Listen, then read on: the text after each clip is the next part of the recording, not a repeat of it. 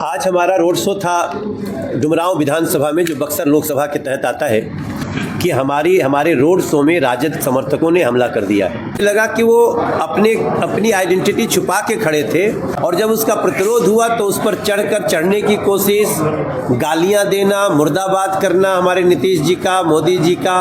हम ऐसी किसी सिचुएशन को अवॉइड करने के लिए हम अपने ड्राइवर को बोल के गाड़ियों को तेजी से भगा के निकले, लेकिन जब हम गाड़ी तेजी से निकाल के वहां से भागे तो ये लोग 150 मीटर तक लगभग इन लोगों ने अपने झंडे के डंडे को लाठी की तरह बना के हम लोगों को दौड़ाए।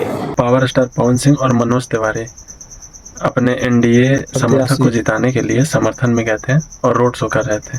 इसी बीच कुछ हमलाकारियों ने इन लोगों पे हमला कर दिया। जैसे बीजेपी का झंडा लगा हुआ था उसको उखाड़ फेंकना, डंडे से कांच फोड़ना और गाली वाली देना। जल्दी ही कुछ घटना हुआ था, आप लोग को पता ही होगा। मेन रीजन उसका यही था, लोग मतलब किसी पार्टी के नशे में इतना क्यों मगन हो जाते हैं कि ना बाल बच्चा की चिंता, ना परिवार की चिंता, मतलब किसी पार्टी को लेकर के इतना भी ज़्यादा एग्रेशन ठीक नहीं है।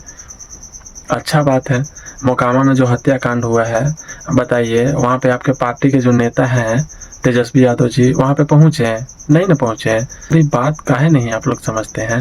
बीजेपी हो या आरजेडी हो, जान से बढ़ के कोई है? बताइए, जान का कोई कीमत नहीं है किसी पार्टी के आगे। आप अगर मर जाइएगा तो लवारिस की तरह भीगे हुए रहिएगा रोड पे, कोई देखने वाला भी नहीं है।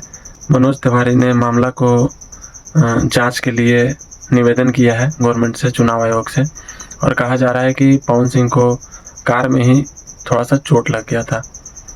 अब ये सच्चाई है या अफवाह है ये पता नहीं है, लेकिन इन लोग पे हमला किया गया था, ये 100% सही है। जिसका वीडियो आप लोग देख ही लीजिएगा।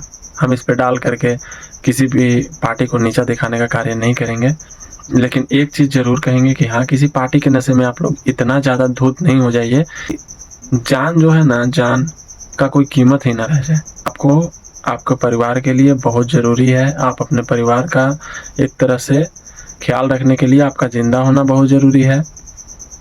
ये चीज़ समझिए। किसी पार्टी को अपने जान से ज़्यादा मत बनाइए।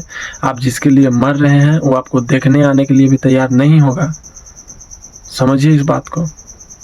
तो इतना मूर्खता करने की क्या आवश्यकता है? हमारा भी एक ही मांग है कि चाहे मोकामा हो, चाहे ये जो घटना हुआ है, ये इन लोग का जांच होना चाहिए एकदम फुर्सत से, अच्छे तरीके से जांच करवाइए, और जो इसका गुनहगार निकलता है उसको ऐसा सज़ा मिलना चाहिए कि पूरा देश याद रखे।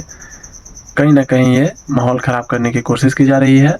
प्रशासन ही ठीक कर सकता है और हमको प्रशासन पर पूरा भरोसा है। फिलहाल आज के लिए बस इतना ही। आपकी तरह मैं भी मायूस हूँ, लेकिन उम्मीद पर दुनिया कायम है। दिल दुखा है लेकिन टूटा तो नहीं है, और उम्मीद का दामन छूटा तो नहीं है।